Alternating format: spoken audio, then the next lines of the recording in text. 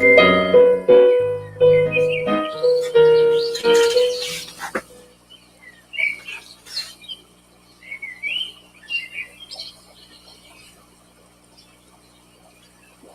hello. We need to play a little music, don't we? How about some Elise song? Oh, yeah. I just got a note from Grant. He's coming up. He's getting ready. He'll be here shortly. And here's Lee. Let's talk about fish, baby. Let's talk about you and me. Let's talk about all the good things and the bad things that make fish. Let's talk about fish. Let's talk about fish. Fish.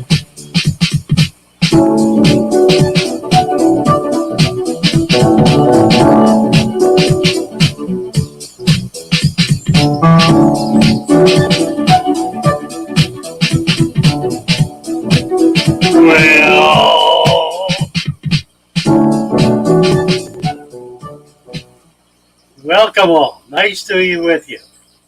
I just got a note from our guest. He'll be with us shortly. He is feeding his shrimp outside and having a small snack. So, oh, excuse me. What is this? Oh, I'm wondering why I'm in the wrong place. It's because I'm in the wrong place. There we go. Let's get back over to the chat. Gonna say, I'm all mixed up. There. Back in the chat, Monster Fish Cow. Hello, hello. Derek Thompson. Chris Trapp, David Fellis, Jason C., Derek Thompson. Acclimated the bed is 1 at 6 isn't looking too hot. And they have to return her. Plants need trimming, but I don't have time to aquascape and change water until Friday. Hope everyone is well. Well, Derek has got us all caught up. Who else needs to get us caught up? Okay. I brushed my hair. I did indeed. I brush my hair every day. I brush my hair before I come on. It's weird though, because this side is flat and this side is fluffy, and I can never get them looking the same. At least they're the same length, relatively. And the beard, I do this because the beard always looks uneven as I'm looking at myself. Going to be coming up if he can figure it out, and I hope he can. Brent Eater, whose channel is, see, I've got a banner here for it. We'll get the banner up. That'll make him happy. You'll see the banner. The Garden of Eater. Join the Garden of Eater. He is at about 1,500 plus subscribers and trying to get to 2,000. So be sure to go over and sign up as subscribe to the Garden of Eater. We'll get into what he's doing with shrimp and how we started. I'm not going to really do any advance notice on this. If you don't know who he is local here in the Tampa area, and has been doing shrimp now for, I don't know how long, 5 years or so, and has received some pretty sophisticated sponsorship. He's has put together a commercial operation that's really very intense and very effective. So, anywho, against the flow, hello, hello. Danny Ken, hi Kenny, good to see you. Jason, who else? I think I got everybody so far. How we doing on? We have 31 watching and 19. They get 20 thumbs up. 32 watching. Reaching for the bell. We need sand bell doubling as, I do have a different bell. And we could use one for each. That sounds more like a train. That's more like a sandbell. Okay, so here is the thumbs up bell. We'll also use it for new memberships, and we can also use it for super chats. So there we go. And this will be the sand bell. So now we have it. Put the sand bell back for now. 35 to 25. We need a few more to drop down real quick and click on that thumbs up. Nice to have you all with us today. A little housekeeping. I'm looking for someone to share the glory with up here. Preferably a woman who would be interested in helping me with the chat. You know the routine. You've seen a few people doing it.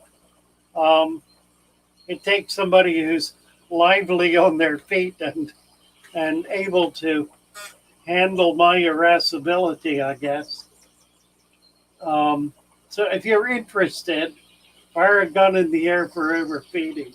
Or Dunlop says, yeah, not bad. We need to do something, don't we? Scare you, right?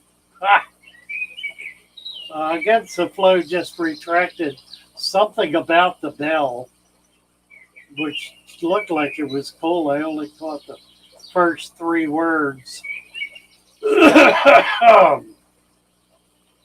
Gene Campbell nominates Monster Fish Gal or Chevy Fish. I would love to have either one of them, but neither one of them will do it. They're both shy people, and it just they're not thrilled about doing such a thing. It takes somebody who's pretty outgoing and willing to stick themselves up in everybody's face for an hour or so every day. But they are both lovely ladies. Oh, Gene is nominating them. If either of them were to accept, I would be delighted. But I think it's unlikely. I've chatted with them both before, and they love being where they are and doing what they're doing. But we'll keep the pressure up. There's Chevy Fish right there. David Fellows, Christine Whitaker. Who else is here that I missed? Jason, James Handy, Chris Trapp, Derek Thompson. I said Derek. Stephen Cooper, Patrick Murphy. I'm doubling because I have short-term memory loss. Mermaids Chorus. Gene Campbell, Glassbox Fox, Naresh, Marky 0306, Color Guppies.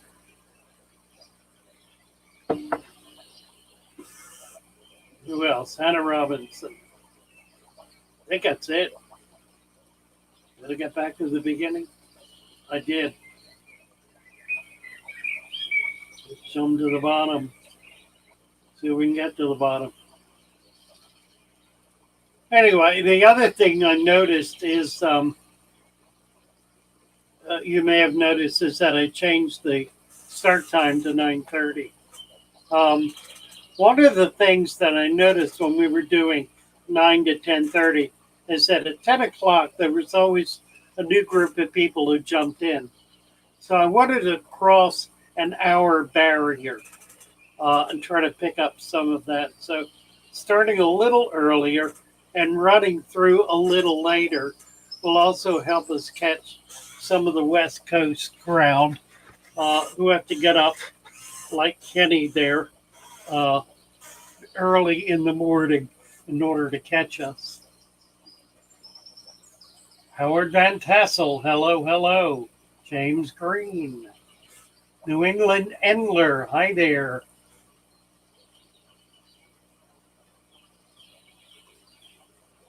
Chris Trapp. Any upcoming plans to go fish collecting? I did a little yesterday, and I got a few things I was looking for. I don't know if we're going to be able to see them or not. I got some bluefin killie, blue line. I always get the name wrong. Blue line killies, nice ones, big ones with colors. And I got some Everglade darters, which I was looking for. Local place. It's the same place I took the Booty Boys last summer. Went back there with uh, Andy yesterday. Didn't get any video. It was a little. It's very difficult for me to get into and out of muddy, mucky, uh, treacherous places. So we spent all of our effort getting me in the water and getting me back out. And didn't get any video. What else did I get? Those were the main things. That's really what I went after. A few more Formosa, some male Formosa, which had been being hard to get. So, and I've got them all in the system. I have a little colony of golden top minnows that are doing quite well. It's a little group of 5. If someone wants them, I will sell them as a group. I think it's 1 male and 4 females, or 2 males and 3 females, something like that. They're a nice group, and they're big enough. They've begun spawning. They're $10 each, and a beautiful, beautiful fish. The male gets tremendous amount of color. I don't know. Probably you're not going to be able to see these well. There's one right there in the front. You see some of the color on it, maybe. That's a female. The male is right above her with the red tail. Really pretty little fish. He's just following her around.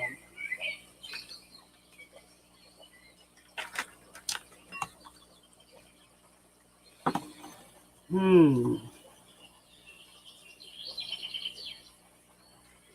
Um, the others are also available. These are 10 each.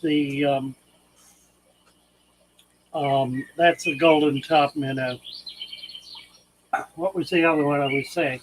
The Everglade darter is 10. And the other one I got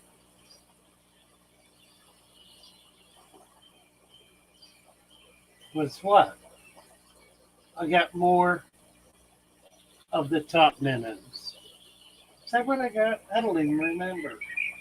I can't keep my head skirt on straight. I don't think I did. I got Everglade darters. Boy, what did I get? I got those. I got Formosa. It seems to me there was a third one. I don't know. Won't come to me. The darter was the main one that was going out. Oh, the blue line killie. Right. And they're hiding in the back. Oh, here's the darter. Right down here on the bottom. I need to do something to get this a little longer. It's right there.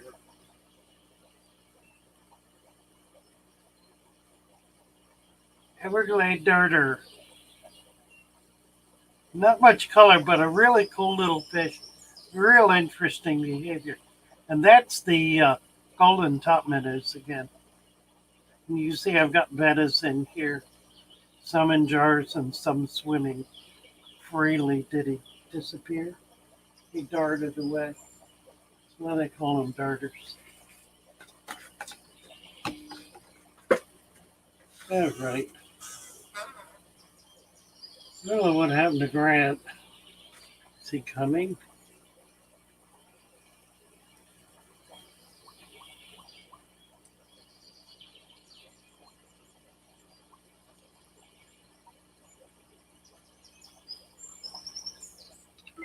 Waiting for you.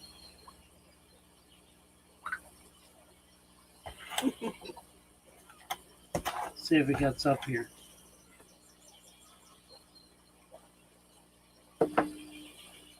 So anyway, yeah, we're gonna go. We're going to go back to Arcadia. I was going to go Sunday, but the Amish restaurant I wanted to go to, or Amish Deli, is closed on Sunday. And I didn't want to take that long trip without being able to get in there. So it'll be later in the week. Not sure what day, probably Wednesday. But we'll kind of wait and see how all that works out. What do I think of unheated bettas? Um, it's very difficult to heat bettas. I have mine floating in heated tanks. That's how I get away with it. In warmer weather, once the temperature gets up over 75, they're okay. They prefer to be warmer, but they're tolerant of down to about 75, much below that, and they do have problems. Obviously, they're a warm water fish. They prefer warmer water. You can get away with being unheated. Again, floating their container in a bigger tank that's heated helps through the winter months. And keeping them in a warm place in your house without drafts. That's really critical. Yeah, Jason said everything closes on Sundays. Well, the Amish do, you know. Much of the rest of Florida is open, but the Amish are closed on Sundays. Eric Thompson. Jason see with aquarium water row on say. Oh, I don't know what he's referring to. David Fellows added the link for biodiversity to one of his videos if it helps just one person. Amen to that. I want to be doing more and more with biodiversity. Roman was on Discord this morning talking about some biodiversity he's doing in his resurrection tank. He'll be coming up tomorrow to show us what he's doing, but he went back out to another little creek and got some more mud and leaves and other gunk and has put it in his resurrection tank. So that increases the diversity, which increases the stability. Excuse me, of the system. Levi, hello, Levi. Nice to see you. Is it possible to grow hemp or kratom from an aquarium? Jason wants to know. I have no idea.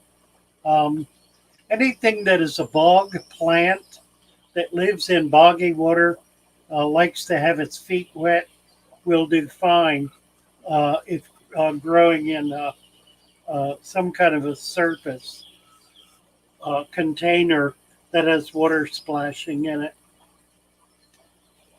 Christina Whitaker did more collecting yesterday.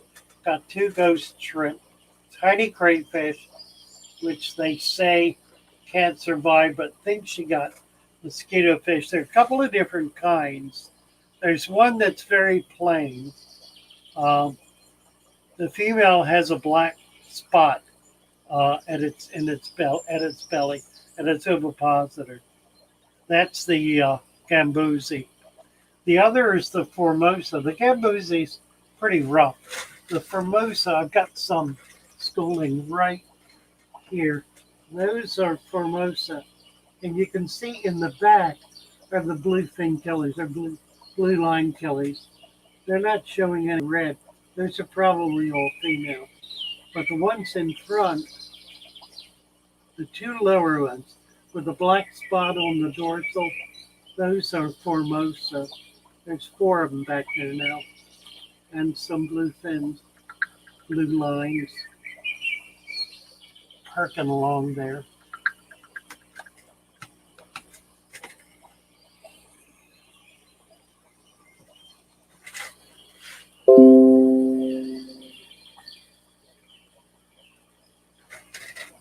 You're in the chat. Okay. Do you see? Grant is saying he's here. Grant, go to the top. If you're here, go to the top of the chat and you'll see a link. Click on that link. I don't see him. May not pop up yet. He says, I'm here as the Garden of Eden. Anybody see him? I don't see him.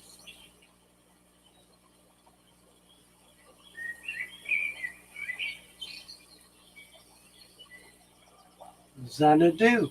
Hello, Xanadu. How are you? Bill Witt. Hi, Bill. I'm not seeing you anywhere. Let's see. Not seeing you. Did you go to the live stream on my channel? There he is. There he is, right there. We got you. I'd be lost if it wasn't for my fiance Shelby. I am completely electronically illiterate now. Well, we got you. You're there now. That's terrific. Nice to see you, Grant. It's been a while. It has, like 3 or 4 years, I think. Yeah. Can you turn your volume down a little bit? Is that doable? Do you know how to do that? I could probably turn mine down. You're coming across loud to me. You may be fine to everyone. Try it again. You didn't freeze, did you? He froze. He hit the wrong button.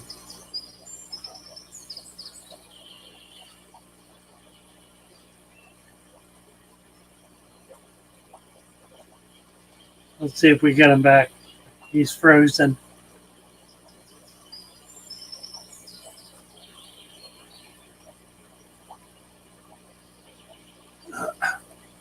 Monster Fish Gal has posted Grant's.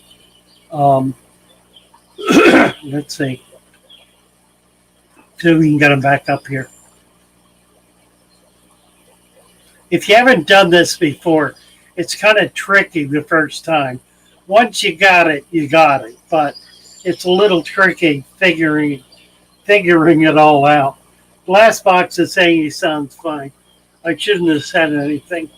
I was afraid that might have been the case. I can probably control the volume here a bit. James, 2 questions regarding my recent plant order. 7 stems of hornwort, 2 float, others sank. They're not green but brownish red. Not familiar with hornwort. Any thoughts? It may be old. Don't know that it's dead, but it may be old.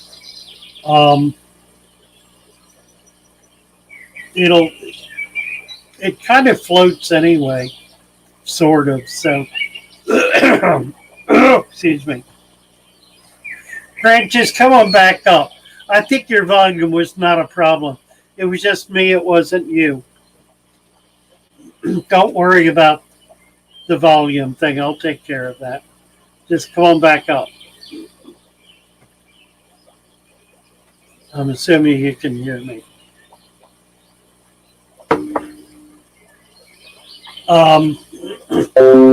It'll green up. Don't worry about it.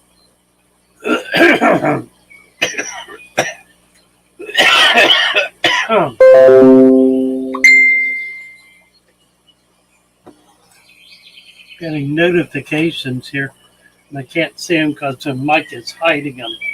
How do you reset a deep sand bed tank, Brian? Good question, Brian.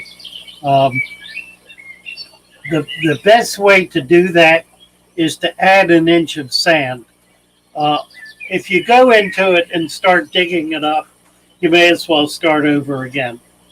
The best way to reset it is simply to add a little more sand to it. Landon said he found baby Amano. If they have hatched, they will survive. You probably have very hard water. So they think they're in brackish water. New England men are saying that hornwood will take over the tank. It grows well once it gets going, and it's real hardy. I would not worry about it. Just put it in there and let her go. It'll be fine. We have lost Grant. There he is. He's back. We got you. Okay. Don't worry about the sound. It's on. I can take care of it. I'll just talk a little bit quieter. We're good. How are you today? I'm all right now. I don't know why the link disappeared and it said unavailable. So I touched one little thing that kicked me out. Huh. I don't know. It can be screwy. But you're here now. We're happy to have you. Yeah, it's been almost 5 years, I think. 4 years anyway, I guess. And I remember we invited you down to our club in Venice. And it was one of the first meetings we had at that building. It was at the Audubon Society building. And the fellow who was supposed to open up did not show up. And we did not have the key. And so I raced over to a local restaurant. Look at the IHOP. A local IHOP, that's right. And they gave us their party room. And we crammed into the party room and had a terrific meeting. It was wonderful. And you did such a good job with all of that craziness, sort of like the same craziness here, kind of getting you up and getting you started. But you're here now, so we're excited about you being here. A lot of people over the last, I've been doing this every day now for about a year, and there are constant questions about shrimp. It comes up over and over and over again. And frankly, I'm not very good with shrimp. I had them in the shop. I had neocardinas, which were relatively easy for me to keep. I did more or less well with them. Rarely had babies, mostly because every time a female egged up, somebody bought it. So I was never able to keep them long enough to raise up babies. But you have you got involved with Brightwell early on, or the talk that I did at your the Aquarium Society Venice. After that talk, the CEO of Brightwell kind of approached me, and it was so late. I was just like, "Yeah, let me get a card. I got to get the kids home. They got school tomorrow." And I kind of got home, went to bed, and I woke up in the morning, and I was like, "What did I do? I should have pulled that guy aside and had a stack of pancakes and talked with him for a little bit." But I kind of was kicking myself for a good 30 minutes, pacing around the house, and then I got an email from him just saying how good the talk was, and he had 100 questions for me and stuff like that. So it kind of set the ball rolling for a sponsorship deal and everything like that. That's fabulous. He and his wife were active in my shop and in the club just recently prior to that, and showed up to that meeting and were delighted with what they saw because it fit with some of the product lines they were beginning to develop. And they really needed someone like you to be able to demo those products and use them in their system. And it's been, excuse me, it's been a match made in heaven, really, for both of you. You've developed, oh, excuse me. I get phlegm in my throat in the morning. I'm getting it out there. I think it's gone. You've developed a commercial enterprise using primarily their product line. Why don't you walk us through a little bit uh, what you do, what you've set up, and the kind of operation you have. And I'm going to put you on full screen so you can do this as, let me do it this way. You can do this as a presentation. Go for it. Am I able to change my camera around? Absolutely. Let me just figure that out. I might. Nope, that muted me. How do I switch the camera view around? You know? Yeah, click on the bottom, the gear button, and it'll Okay. give you the option of front or back. It's one of the two buttons on the bottom. I Gives see you it. a front or back. All There right. you There we go. Now that's your new system you just set up. No. That one is already set up. The new Oh. system is in here in Layla's Uh, room. okay. I should be looking at the chat though too, right? I'll keep an eye on that. Okay. So any questions, you'll bring them up for me, and then I'll answer them that way. Yes, I'll All right. do that. Sounds good. Yeah. No, this is our rack. We got cycling. Actually, last night we just threw in a bunch of Malaysian trumpet snails as little test subjects, and get a bunch of little baby food all over the tank for when we throw in all of our shrimp. So 36 brand new cycled tanks in Layla's room. We were actually at the Pasco swap meet, and Mike LaBello goes to Jaden and asks Jaden, how many tanks do you got in your room? And I'll bring you to Jaden's room. Ah, And this is Jaden's room. So Jaden goes 43 or however many he said. And he looks at Layla and goes, oh, how many tanks do you have in your room? And she very, very sadly goes, none. And I looked at her and I was like, Layla, do you want tanks in your room? And she's like, yeah. And I'm like, how many do you want? She's like, a tank like Jaden's. So sure enough, we built this exact tank rack right here in Layla's room. She doesn't quite have room for the other two stands, but I think wow. 36 tanks is good enough. 32. That's amazing. That Yeah. now I watched the video where you set these up. You're using uh, um, a very strict formula for setting these tanks up. Could you go through that a little bit? Yeah, so all the substrate that we use in our tanks is this Brightwell. It comes in black or also brown. And then on the other side of this wall is our RO filter. We got our RO water, comes out to the trash can. And then we mix that with our GH minerals. Hold on. Right here, the Caridina GH Plus. And this won't add any KH to the substrate. And then we just dose it with some Florinbacter 1 and Florin Multi.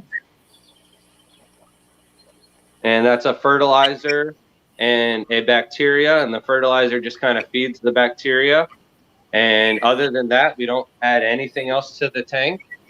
And we let it run for about 14 days or so, do a water change, add the same chemicals back in, and let it run for another 2 weeks, do a water change, and then we only do the minerals at that point, no more bacteria or fertilizer, and then it's good to go and ready to stock it with shrimp.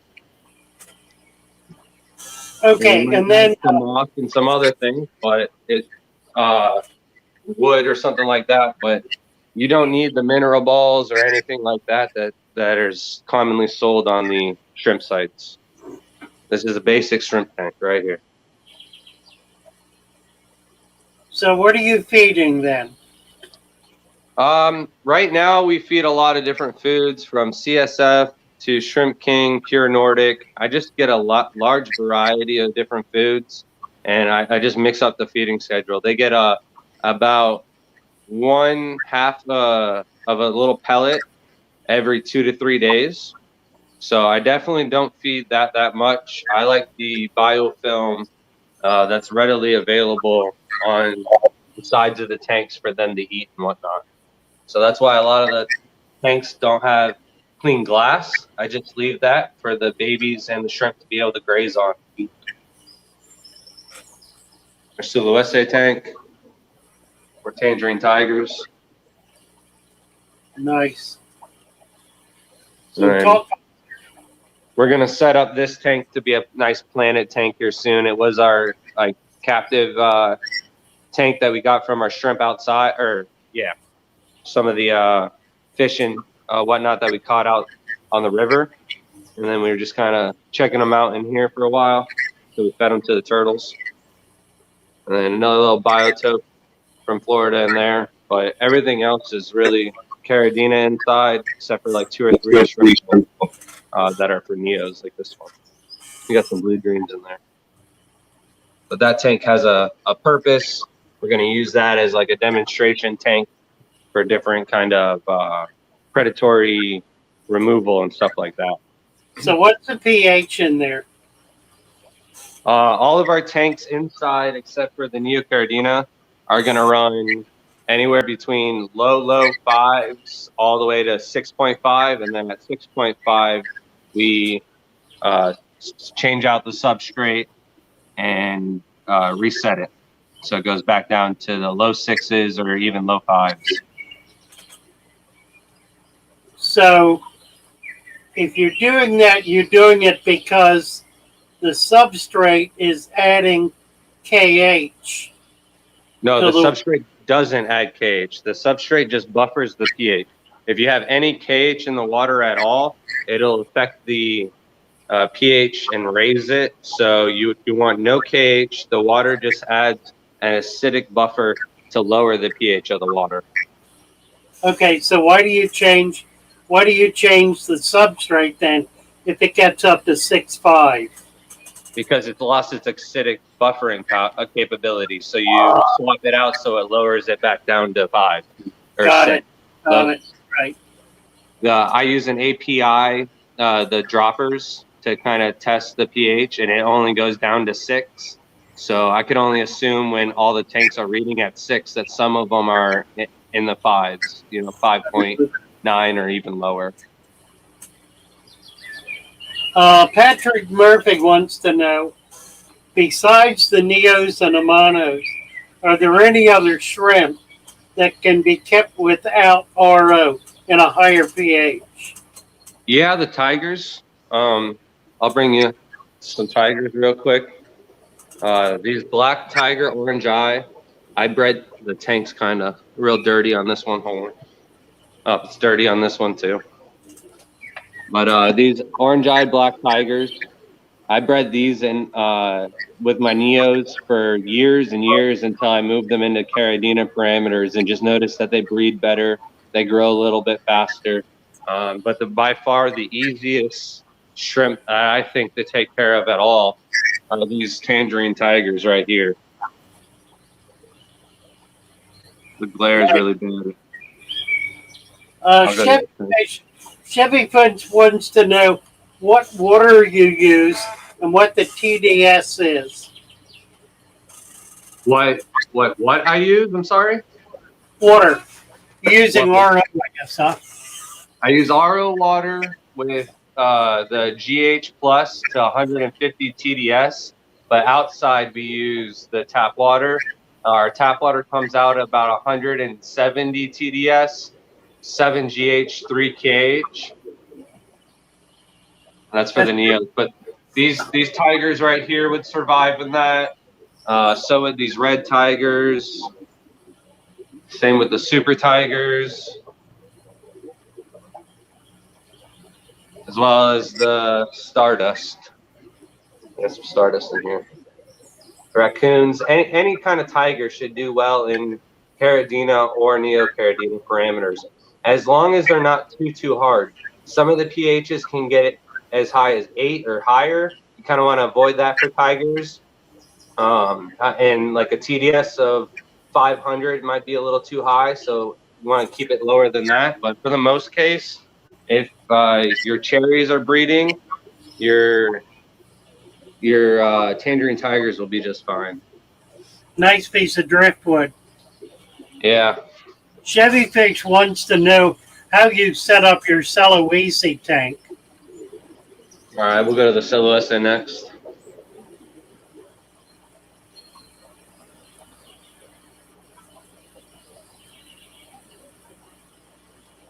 How many tanks you got in the house? 216. That's over the limit. So this is our Silhouette tank, our main breeder. The shrimp are really, really shy. They're usually in all like the little tiny cracks and crevices. We use a nice 2 to 3 inch layer of mixed aragonite and crushed coral, a bunch of limestone. We've got the heater set at 80. We got 3 sponge filters for the 55-gallon tank. I recommend doing at least 20 gallons or more. And then we use RO water with salty shrimp 8.5 to 200 TDS, and that's it. And we do water changes about every 2 months. How much water change you do? 30 to 40%. And you're doing tap water? No. RO water with salty shrimp 8.5. And then I highly recommend keeping rabbit snails. They kind of use them as like an alert system. If you can see the rabbit snails out and about, you'll see the snails out a little bit more, or the shrimp out a lot more. Oh.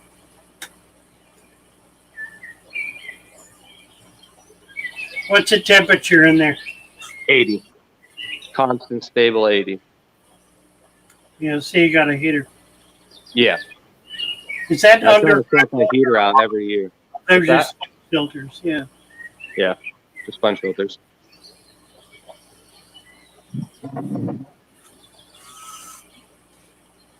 Now, would you call this a commercial operation? Yeah, at this point, probably. Even though I'm kind of keeping it as a hobby, but I am making a profit off of it, so I kind of have to say it is, yeah. Yeah, I think it crossed the line. Yeah. I did want to bring this up too, because one of the distinguishing characteristics of a commercial operation is the formula system for maintaining tanks and maintaining the fish. Now there's the right kind of swimming pool. That's the swimming pool everybody needs. I'm absolutely on board with that. So, have you ever seen Bill Shields' pool? No, but I've heard about it. All of these koi came from Bill almost. So I got like 2 rescues in the mix that I got from a buddy. But other than that, everything else came from Bill. And it's mainly a turtle pond. We just had a turtle lay 5 or 6 eggs, one of our diamondback terrapins. So that's right. In a second, I'll get some food. We've got one of our musk turtles swimming up right here. Oh, look at that. Is that a musk or a diamondback? That's a musk. That's a musk. Yeah. There's one of the diamondbacks. That's our male. No, sure enough. I used to collect those when I was a kid on the Chesapeake Bay. Collected the eggs and hatched them out. That'll be exciting. Get those babies. Oh yeah, we're excited. So these are our outdoor tubs that aren't in the greenhouse. And then we've got, so we know what color they are, little zip ties. My word. What's in the grow bed? What's in the tubs? All of them are shrimp, all Neocaridina. Ah. So like, we got blue in there. It's really hard to. Now you've got just substrate. You don't have anything up. Shrimp don't swim. They stay on the bottom. Right. We got a bunch of moss and stuff. There's a little tiny moss there on the filter. There's some tanks with a lot more moss. And then we've got that one filled, but those 2 are moved. I'll bring you guys on a quick little nice tour. We've got all of those IBC totes on the other side of the house that are getting ready to be set up too. And then we got our hot tub that runs in, our lily pool. little grow bed, different immersed plants up there. Your hot tub is running into this? Yeah.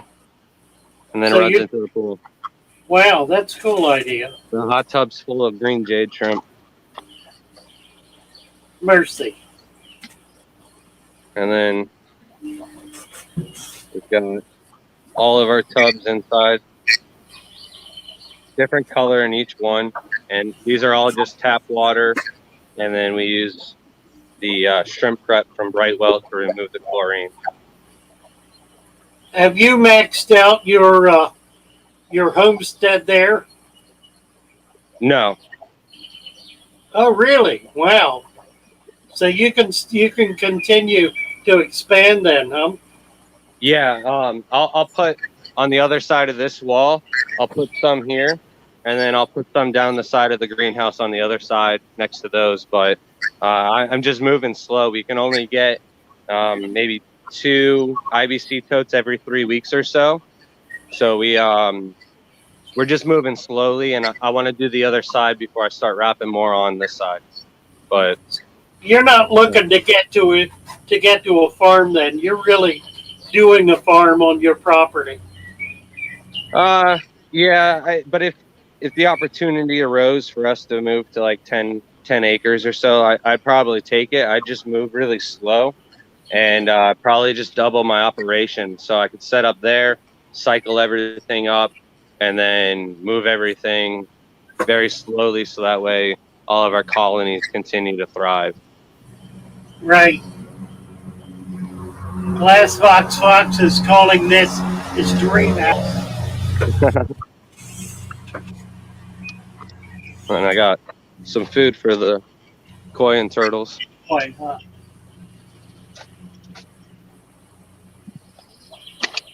I've given up on doing hellos in the chat. I think their ladies in the chat are taking care of that. Let's see, what other questions?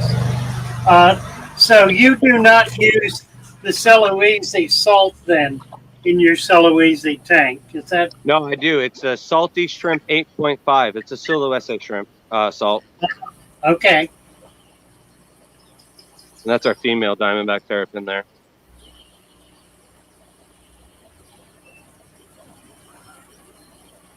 Any other questions on the outdoor setup before I go back inside? Let's see. Derek says an amazing home farm. That's about right. A lot of positive comments. No questions. I do have a few more once you get back in. I got the turtle eggs all covered up. They're right underneath there. You got them in set. Yeah. We're hoping that she lays another clutch of eggs here soon. She should. How do you have it set up for her to come out? Can she get into that little sand area there? Not right now. We had this little ramp set up that she could get up there, but I had to block it off for the dogs. So I kind of took it off so the dogs wouldn't get up to the eggs. When she goes grab it again, she'll most likely come up here. And we've got a little camera on our phones that we can come and check up on her and make sure that she's not on that spot. So as long as she's swimming freely, she shouldn't have any issues. But I'm going to have to make a backup spot for her to climb out of. Yeah. Nice. But I'll go back inside. Fabulous. We've got some fish ponds, but nothing in them right now.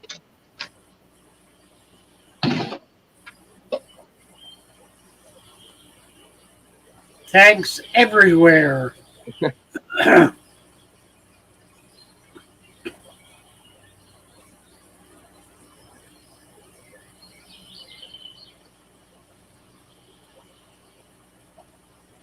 But that's about it. Wow, pretty impressive. Kings asked, is very low nitrate absolutely essential? How high can we go with regard to nitrates safely for shrimp? I've had people with 10 ppm nitrates, and it burns the gills of the shrimp. So you want to get them down as low as possible. I really find that when we test our tanks, I have like 0 nitrates in almost all of our tanks. I don't dose fertilizers. I don't overfeed. I really think it's essential to have very, very, very low nitrates to have a nice, successful ratio, a survival ratio of babies that live. And with higher the nitrates, the lower that number is going to be. Nice. Huh. I can't zoom in on any of the Yeah, shrimp for you guys. I'm sorry. Yeah. Nice. Somebody was looking for Java moss yesterday. Looks like you got a little.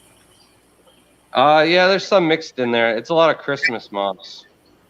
Really, that's what's hard to find these days. It's in every single one of my tanks, just about. Nice. Some of them got subluster tang or something else in them, but for the most part, Christmas moss just does the best in my tanks. Huh. That's big ball of Christmas moss. Gorgeous. Beautiful stuff. Brad, I really appreciate you doing this. Now, make sure, everyone, that you get over to Garden of Eater, the Garden of Eater, and subscribe to his channel. Hit the bell, click on the notification button so that you can get his new videos. How often are you putting out videos, Grant? I'm trying to do one every Wednesday and every Sunday. All right, twice a week. That's a good schedule. Have you done live streams yet? No, I haven't. Well, if you get into it, try to do one a week or so. Right. What it'll allow you to do is get to know people better. You'll have a core group that will become good friends. This is wonderful. I can see why you wanted me to come over and visit. I would not have been able to leave. What's that? These are all isopods. Really? How much? Shelby, you want to open up one of them to show them? Yeah. And then she's got more bins here. Wow. And we've got a leopard gecko. Nice.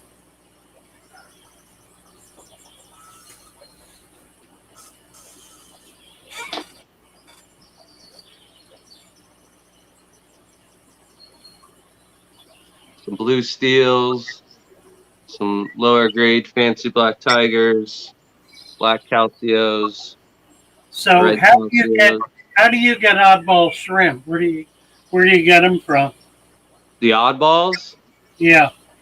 The only really oddballs that I have right now are these, and they have mutated from the Super Princess bees. It's really hard to see. If you see the black and white ones, yeah, those are what they're supposed to look like. If you see this one right here, it is mutated, and there's no other Paracaridina in the world that look like that. I just can't get a picture of it. I do have a good video of them, though. And then Shelby brought out some of our isopods. Huh. Oh, look at this. There they go. These the orange. How many species do you have? 14 or 16? Is that right? Huh. Glassbox Fox wants to know if you're able to order shrimp from you. How can we order shrimp from you? Our site is tgoeshrimp.com. Somebody want to post that link? It's just the Garden of Eater shrimp, just abbreviated. Right. tgoeshrimp.com. And do you have an email address? It's my first and last name at gmail.com. So Grant Eater at gmail.com. That's easy. Yeah. Let's see. Exhibit Yum wants to know what the ideal temperature of the tanks is with your shrimp. 72, I think, is the golden number. That's for optimal breeding, but at the same time prevents any bacterial infections or any disease. It's kind of like a hospital, how they keep them nice and cold. You want to do that with your tanks. However, outside, our tanks get way, way warmer. In the summer, I've had them in high 80s. In the winter, I've had them in low 40s. So the temperature is definitely different out there. They breed slower in colder water. However, they'll live longer. So they'll breed faster in warmer water. But I find above 80 degrees, they tend to only live for about 2 years. Where if you keep them in 72, I've had shrimp live for over 4 years. Well, James Sandy wants to know if you want to adopt a grandpa. Does he do water changes? He probably would. I dare say. Nice. Some of my purples. And so, like, we used to get some oddball purples, but now purple's kind of more common. Right. But the Tang Thai, the Aurora Thai, the hybrids is definitely where the oddballs come from. But nowadays, not too many oddballs because everything's been named and labeled. Huh.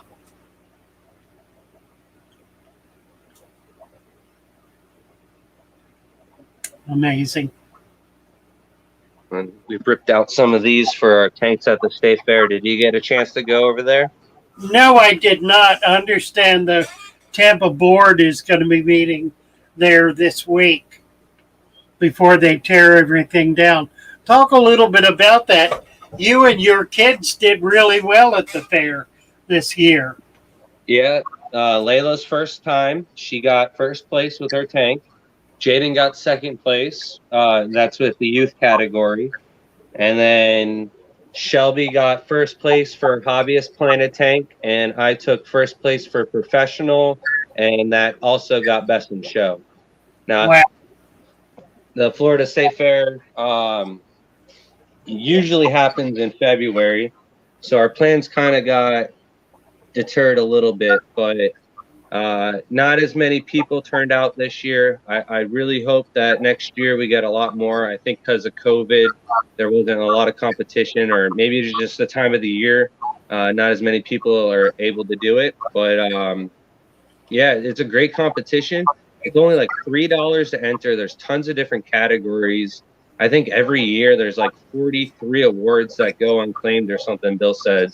So that number might be way wrong, but yeah, they give you cash prizes if you win and free tickets to the Florida State Fair. So even if you don't win, you kind of get your $3 reimbursed. So Here's that. Let's see. I've got a video here of here it is. Here's your blue ribbon. that's Shelby's tank. Okay. And then here's my tank. And there's yours Yeah. with your blue ribbon. Got all the shrimp doing well, hanging out, and my class was freshwater. Very and beautiful. She was in the hobbies. And I'll show you the other tanks that weren't set up. Wow.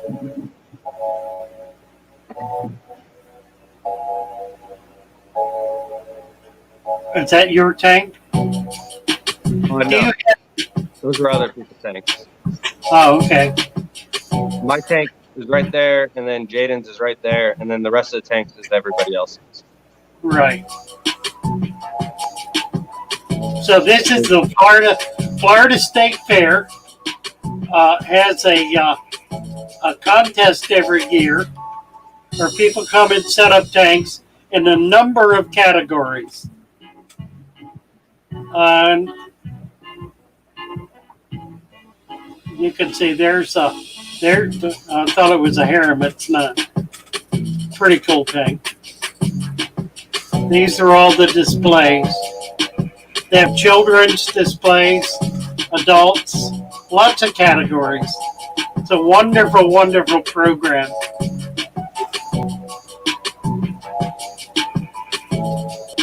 Well, Grant,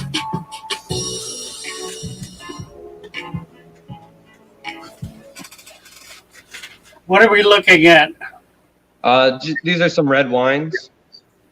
I realized they're in the front of the tank still eating some food from yesterday, so I knew we had our talk today. So last night I caught all my shrimp and got them all ready for our packages to get sent out today. So Oh, great.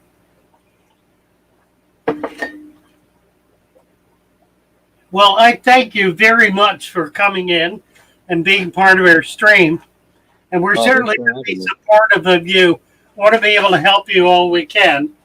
I do want to make sure everybody gets over and signs up on your, subscribes on your channel.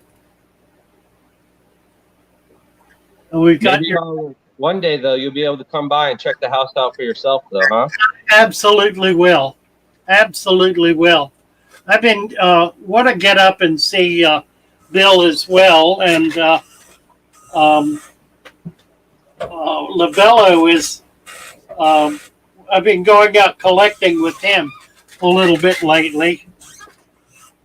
So I'm going to see me. I got a couple good collecting spots. We got the Chaskawiska Wildlife Preserve right nearby. wow. And I was able to catch some pygmy sunfish there, as well as some crayfish. They've got Buford Spring right there, so it's like a 10-minute walk from where you can park the car, and you can see one of our nice springs. An eagle's nest is like in the same preserve, which is crazy. And that's like the Mount Everest for cave divers. Right. Well, I'm excited about that.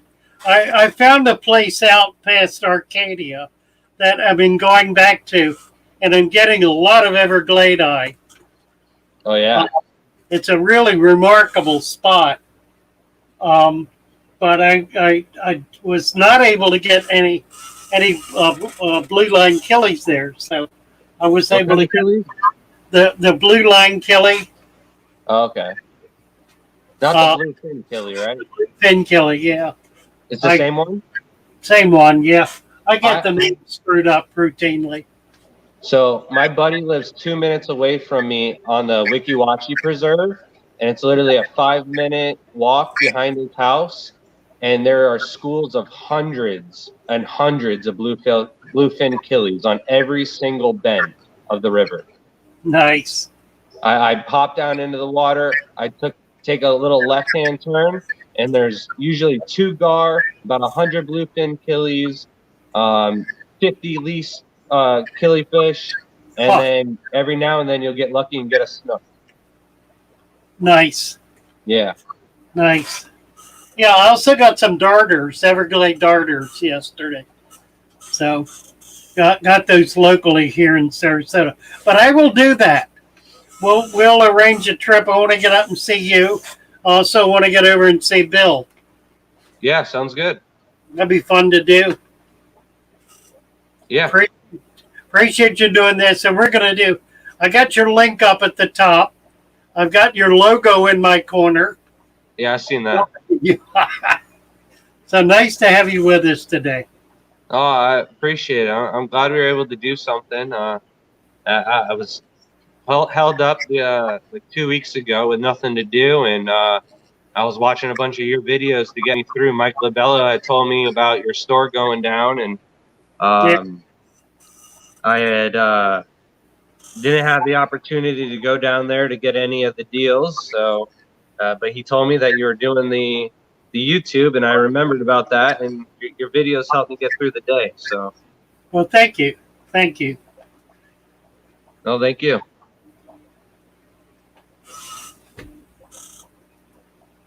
Can we get your face back? Yeah, I'll go to the table.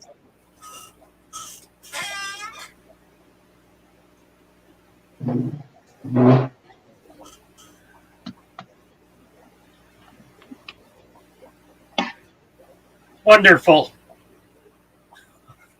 Well, our club is, we had a board meeting. We got a new location, and we're going to start meeting in May. So the Venice Aquarium Society is going to get its act back together. Tampa has met 2 or 3 times. Yeah. I think I they're think they had, third meeting coming up. They're looking to get back into their community center yeah. location when that opens up.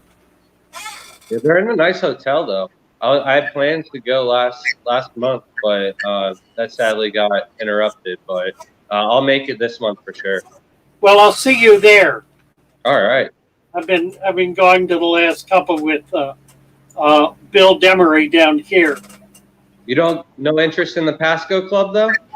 It's just been it's just been too far to go. I'm only 5 minutes away though, like 10 minutes, depending on how you drive. But yeah, it's only on like 3 turns away from me. So Well, when I had the shop, I couldn't do it. yeah, Now that I don't have the shop, yeah, I do want to get up to Pasco.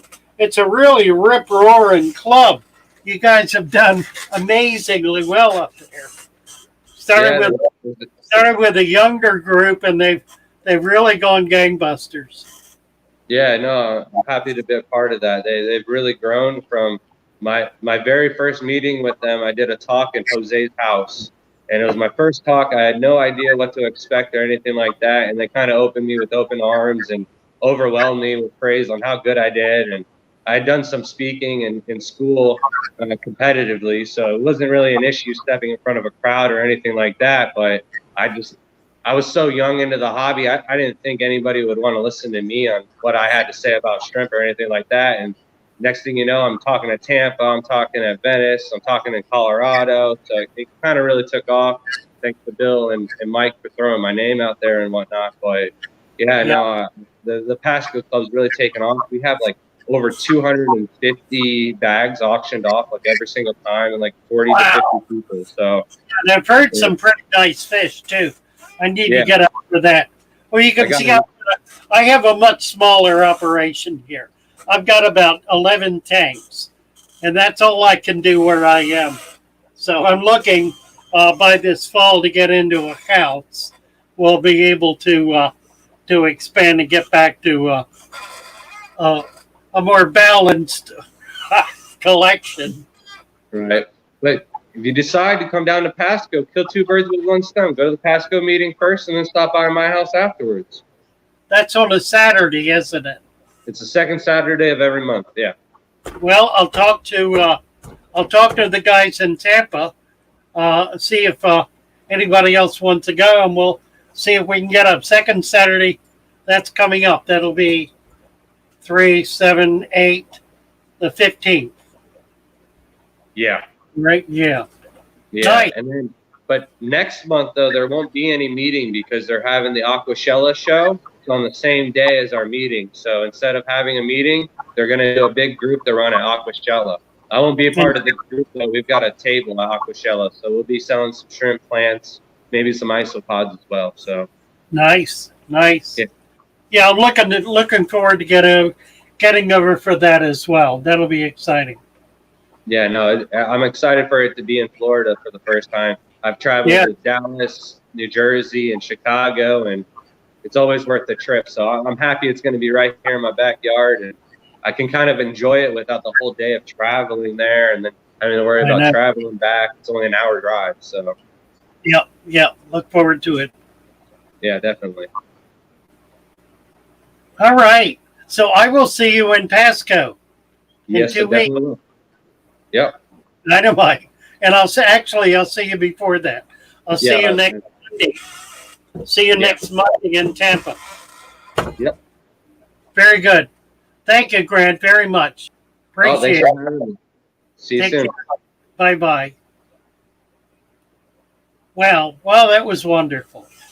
Thank you so much, Grant Eater, for coming up and being with us. We've got about 15, 20 minutes left, so we can wrap up a few things.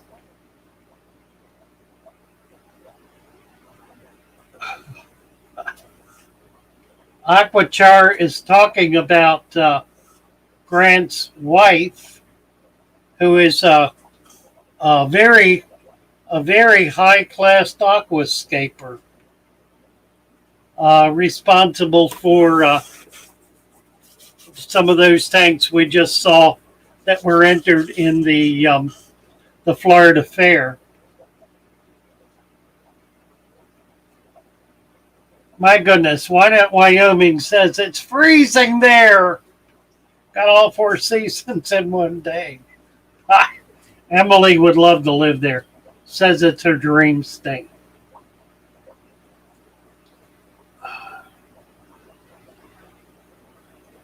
And Chevy, thank you so much, Grant.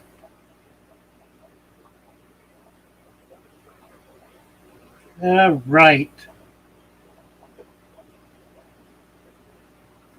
Nice. Let's see where we're at. We've got 57 watching, 55 thumbs up. I think we were up to 60 some a few minutes ago. All right. I am looking for someone to help me up here, so I don't get quite so lost. If you think you'd like to act as co-host, I'm going to be doing interviews. Naresh has a cousin who is interested, Mariah, I think.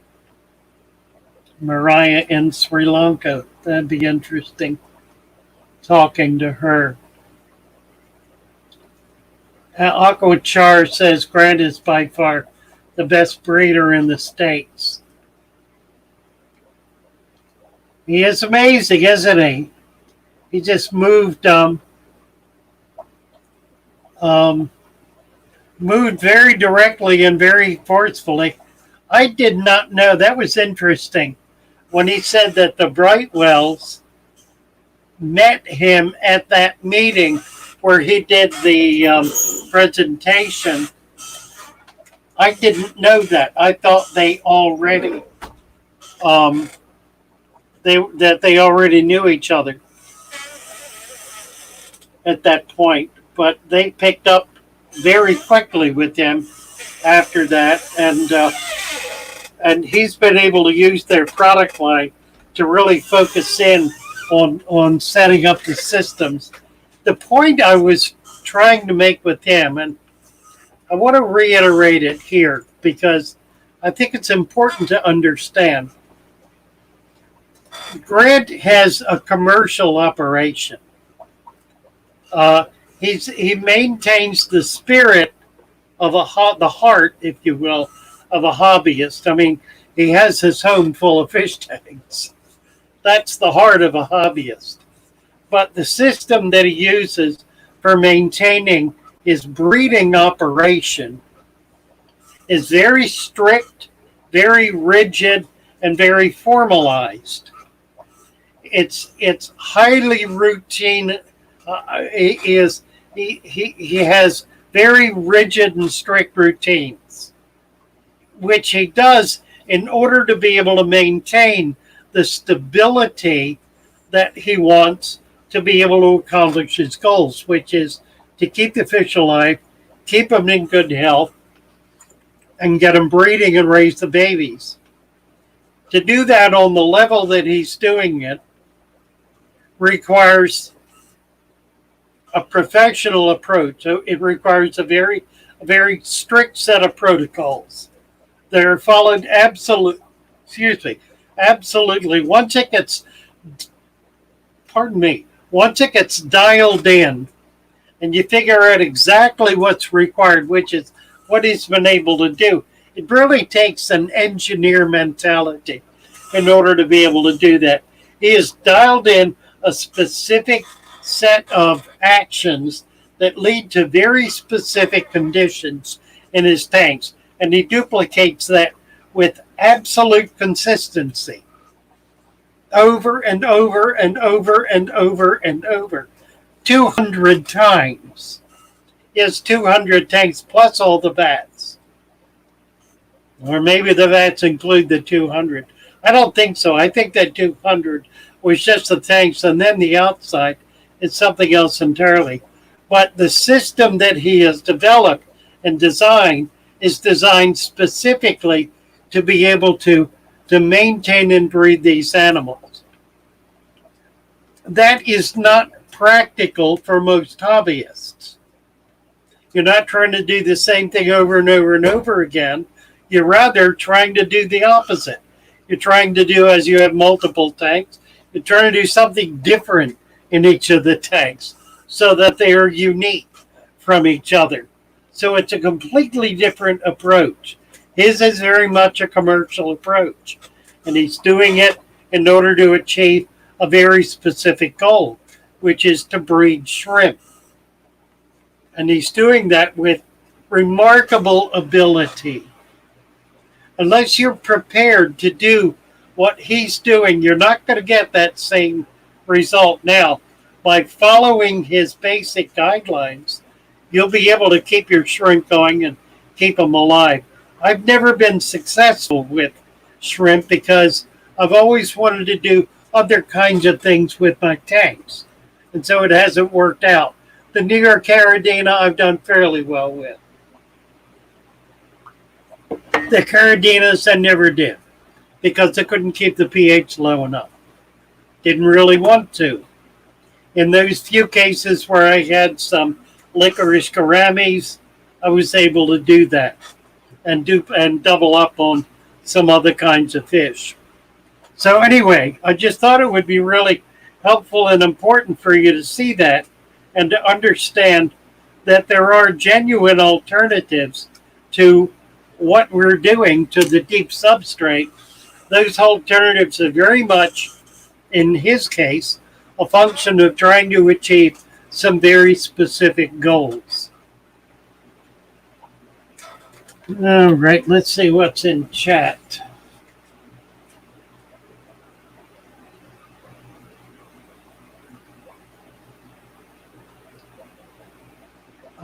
Brad says, my guppies and endlers do okay with shrimp babies.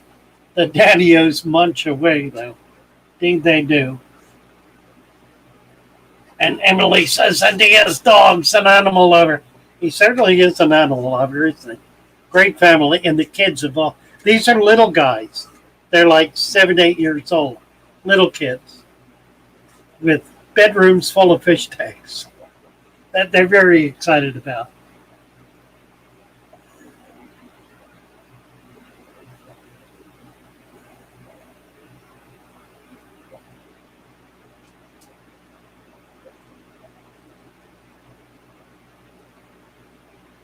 Let's see, let's get down to the bottom here. Exhibit Yum. Hello, hello. Who else?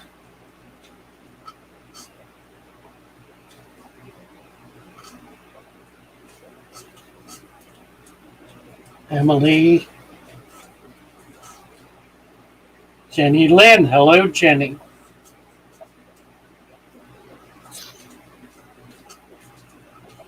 Tomorrow, Rohan is going. Is it Rohan? No, Roman. Roman is going to show us his resurrection tech tomorrow. He's been adding to it. Got some exciting stuff going on. King is saying, I have a deep substrate which has stabilized and is balanced. Can I grow so-called high-tech plants in it well? Will they exhibit good colors as they do in CO2 injected tanks? Yes, they should. That's going to depend entirely on your light. However, if you will use like a broad spectrum white light, that's going to give you the best shot for being able to do it. About 600K. The deep substrate produces plenty of CO2, more than you can with the CO2 injection system. So you're not going to be lacking for that.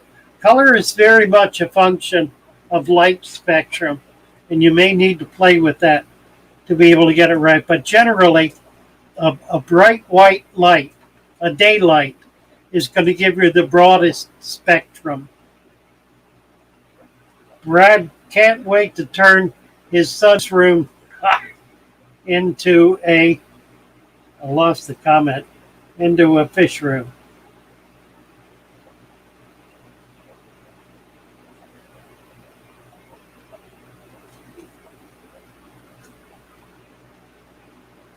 Brad, Guppy Grass Galore I've used botanicals. What's the context behind the question?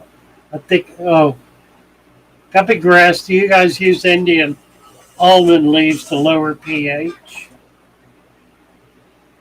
Into an aquatic emporium, Brad says.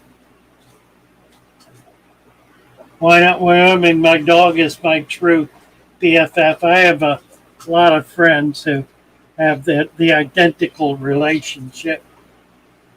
Dogs are a profoundly loving animal. Barrett, let's see, who is this? Somebody just signed up. Tam Shepard just signed up as a Barracuda. You know what? Let me get over here so I can see. So there she is. Tam, welcome. And thank you. Kings, I'm using bright LEDs above 5,000K, color temp, 3 watts per gallon. You should be in good shape, 10 to 12 hours. You may get a lot of algae. That's a lot of light, but I would go for it. Space Bong. Hello, Space Bong. Nice to see you.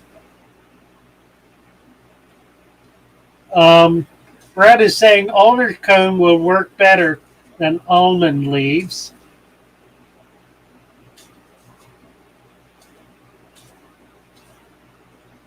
Do be sure to get over on Discord and check it out. Become part of the family over there. It's a wonderful group of people. There are about 150 online at any point in time. It's about 20 people. A great chat, a good chance to be able to post pictures, short vids. I will be extending the video length. I have to pay more money for that, but happy to do it so that we'll be able to get longer videos up. And we will be streaming as soon as I can figure out how to do it. We'll be streaming on Discord. Rohan says, leaves are falling in my outdoor tub and turning the water black. It has danios and gold barbs, but I think 2 barbs are missing. Is black water good for barbs? Yes, it is. It's perfect. And Brad says all fish need love. Too true. And Why Not Wyoming posted some pics on Discord today. Wonderful. King said, I'm not getting substantial algae, some sure. Early I used to get more. I think it has something to do with my tank being stabilized now so that other plants are competing well. I'm sure that's right. Brad accidentally had danio eggs in Whirly Rotala and didn't know it. The adults were given back to the LFS. The babies hatched, and so I have them again. Wonderful.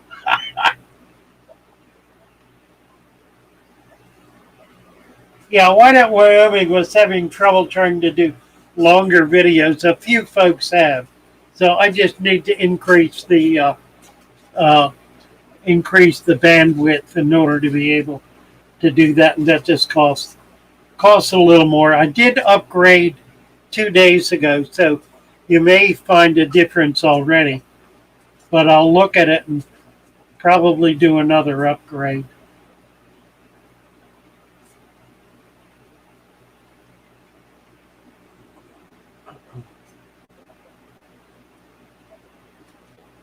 Chevy Fish says, put a screen on outdoor tubs to prevent fish jumping out and dragonflies and too much junk getting in. You'll notice Grant had all of his tubs covered. It's critical to do that. Also keeps mosquitoes out if you've got things like shrimp.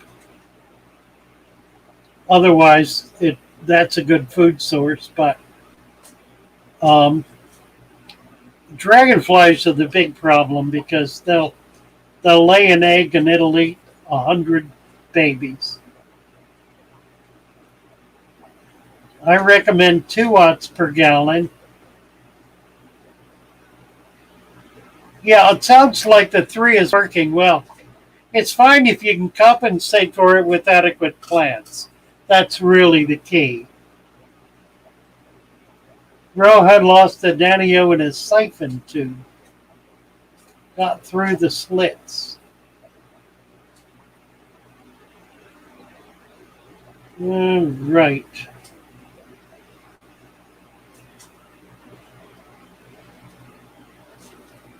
All right, we're down to the end of our time frame here. Thank you all so much for coming in. Let's see if we can find a little music to go out with. We have a library of songs that have been produced specifically for Father Fish. Let's get in and look for one. Here's one. Let's do this one. Father Fish.